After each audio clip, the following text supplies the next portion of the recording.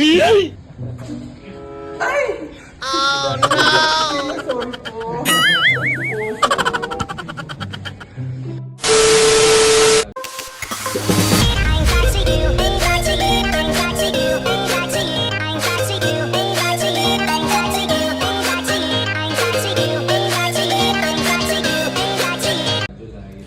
Yes, opo, nasa Masantol, Pampanga po kami dahil amin pinuntahan ang pinaka-fresh, yes, opo, pinaka-batang mayor dito sa Pilipinas, si Mayor Jose Antonio Tonton Bustos. Ang gwapo.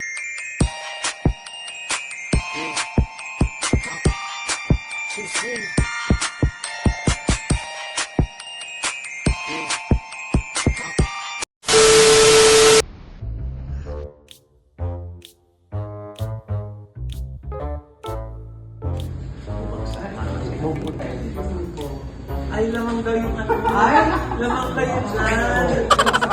Lamang kayo dyan.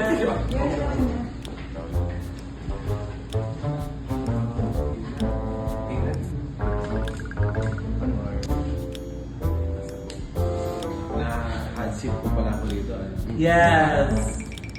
So ito marami pang santol nung araw, kaya masantol. Noong pong araw, na-coin po ang term na masantol dahil po meron po nagtatanong noon sa panahon po ng Kastila, anong lugar yun? Sabi nila, Masantol. Masantol. Then, ito po yung naging oral translation na term. Anong magagawa? Laging napitulala. Kung lumalapit ka, kung lumalapit ka. Gagala nga tayo ni Mayor. Tour guide po. Yes. 1,828 hectares of fish ponds. Wow. And pupunta po tayo sa isa sa mga fish ponds namin. Wow. Kasi bakit magkapareho po kayo ng kulay? Sinadya nyo ba yan? Na ano? With white and blue. That's our color, white and blue, yeah. Ay, hindi. Sabi niya kasi Naku. Alam mo, parang kasi Radyosa! ang bilis po ng na-develop, na ipaprint. Siguro ganyan din po kabilis ang inyong actions sa mga... Of course, very aggressive po tayo sa ating Ang galing. Mabilis na develop. Pero ang pag-ibig mo ba kay Diyosa ay ganun Hanggang din? di nga aalis na yung bigote. Nade-develop din ba? Madidevelop lang pag nawala na yung bigote. Ang gwapo ni Sir O. Hindi. Kita mo na magaling ang mayor dito kasi hindi naanan natin puro baka. Tapos dito tuyong-tuyo. Nga naman, makakasakay ako sa sasakyan ni Mayor. Ano ang ginagamit daw niya pag siya ay naglilibot din sa Masantol? Ayan, pasensya na kayo ha. Medyo pinahinaan ko yung ego ang ginaw-ginaw. Oo.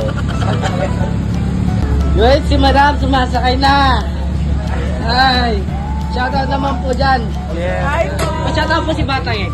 Ayan. Ano sila na shoutout? Batang X po. Ari na nga, natanong ko si Mayor na bakit ari ang ginagamit niyang sasakyan kapag siya ay naglilibot din sa Masantol. Tingnan niyo naman, bukas na bukas, open na open. Ang ibang mga politiko naka-bulletproof pa. Bakit garni ang kanya? Ang sabi niya, bakit naman ako matatakot? Wala naman akong ginagawang masama. Gumagawa ako ng mga kabutihan para mapaganda ang aming bayan. So, walang reason para matakot ako o magtago ako. Routine ho talaga ni Mayor Tonton na maglibot din tuwing umaga para makita ang kalagayan ng kanyang nasasakupan. At talaga namang grabe, nasaksihan ko yung mga tao sa tuwing dumadaan siya. Talaga naman yung paggala, ay grabe yung pagbati ng mga tao, nagsisigawan. Parang artista si Mayor. Alam nyo nga, wala man lang nabati sa amin din. Hindi ata kami kilala. Si Mayor ang binabanggit din. Ako parang si Mayor ang bubukas sa akin. Thank you, Mayor. Mayor, mga magkano po ang ganitong sasakyan? Ganitaram ko lang po sa daddy ko eh. Ayan na nga. Sinimulan na ni Mayor na kami ilibot. May mga friend po ako before dito ng mga taga Pampanga. And para may ugali silang Batanggenyo din na pag may dumarating ng mga bisita, talagang grabe sila Opo, mag-entertain ng mga tao. Yes, Tama yes po po. ba? Yun po yung ating culture and practice. Hindi lang po sa Masantol, pero sa buong lalawigan po ng Pampanga. Grabe nga sila magpakain. Hindi ko, ayaw ko sana sabihin na grabe sila magpakain, baka nga pakainin nyo kami. Pero nung napunta ako dito, grabe sila mag-entertain ng mga bisita. For this afternoon, puro seafoods po kakainin natin para po matikman niyo po yung mga products namin dito. Thank you. Ina, Diyos ko po, kainaman na ang pag-aalaga sa amin din eh. Kami ay bantay na bantay. Para Jose pang aming paglalakbay. Ina, kala mo na may toong kagaganda namin para kami ibantayan ng gayon. Ari na nga ho, okay may kukwento sa inyo. Bagong-bago ang aking cellphone. Sinabihan na nila ako na wag ako mag-video at baka nga mahulog ang aking cellphone. Eh matigas ang aking ulo. Dahil gusto ko nga mag-vlog. Alam niyo kung anong nangyari? Nahulog ho din ang aking cellphone. Salamat ho sa mga lumangoy, sa sumisid, kahit malalim, para masave ang aking iPhone 14 cash. Grabe, hindi ko na-expect na makukuha pa rin nila ang aking cellphone. Thank you po ng maraming sa inyo. Hashtag feeling blessed talaga ako dahil 1 week pa lamang sa akin ang cellphone ay yun eh. Mauna na po akong kumain kasi gutom na po ako. Baka mamaya makain ko na kayo.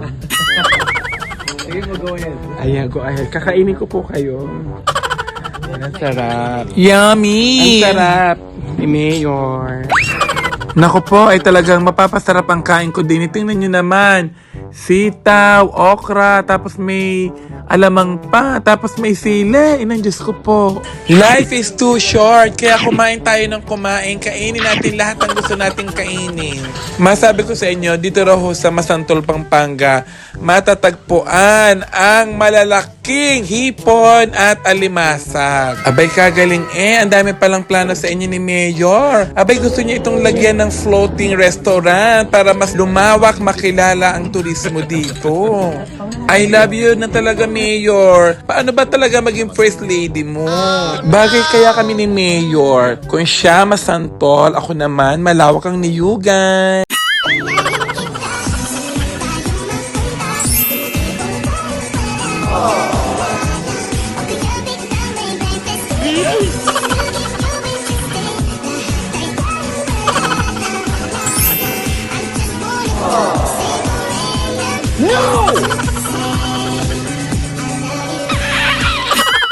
Ay, ano ba yan? Hindi ko naman ina-expect na may mga paganyan.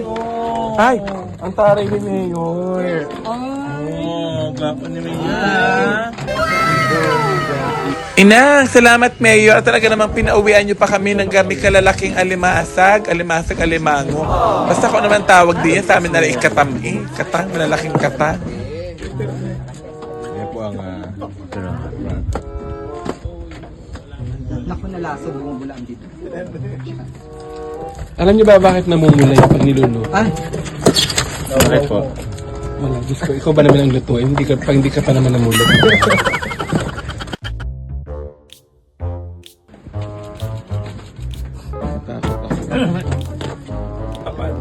babae yan. Pag patulis, lalaki. Yan. Babae yan. O sis, paano mo malalaman kung anak siya ay lalaki o babae? O bakla o tomboy? Paano mo Ayoko malalaman? yung tanong mo. O, paano mo malalaman kung anak si CR ay bakla o tomboy? O bakla o babae? Paano niyo po malalaman? Hindi intayin mo silang lumabas. O, hindi mo daw, sis! Sis, akala ko pa naman matalino ka. Thank you! Thank you po!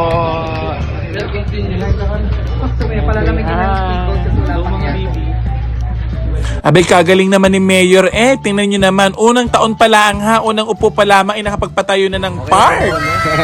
Okay naman. Si Mayor naman nakakasura, tinanong kung kamusta ng aking phone. Hindi man lang tinatanong kung kamusta ang puso ko sa kanya. Eme! Grabe ang sasakyan ni Mayor, ang pogi! Ang swerte talaga ng mga taga Masantol, Pampanga. Biruin ninyo, may masipag na kayong mayor, may pogi pa kayong mayor. Bonus na lang kung ako ang magiging first lady. Magkakaroon kayo ng mayorang maganda. Mayorang Diyosa. Mga bata, ako si Diyosa. Kinaman na kayo, hindi nyo man lamang ako kilala Abay, grabe din pala naging dulot ng pandemic sa buhay ni Mayor Tonton. Dahil sa pagtulong niya sa kanyang mga kababayan, kahit wala pa ho siya sa posisyon, ay sadyang nagpaayuda siya sa kanyang mga kababayan din sa Masantol. Kaya mga taong bayan na nagluklok sa kanya bilang mayor. Grabe 21 years old pero mayor ka na. Abay, hindi naman kayo lugi dahil napakasipag naman ni mayor at napakatalino. Student council siya sa Lasal at nagsusulat din bilang journalist. Correct me if I'm wrong. Bye-bye!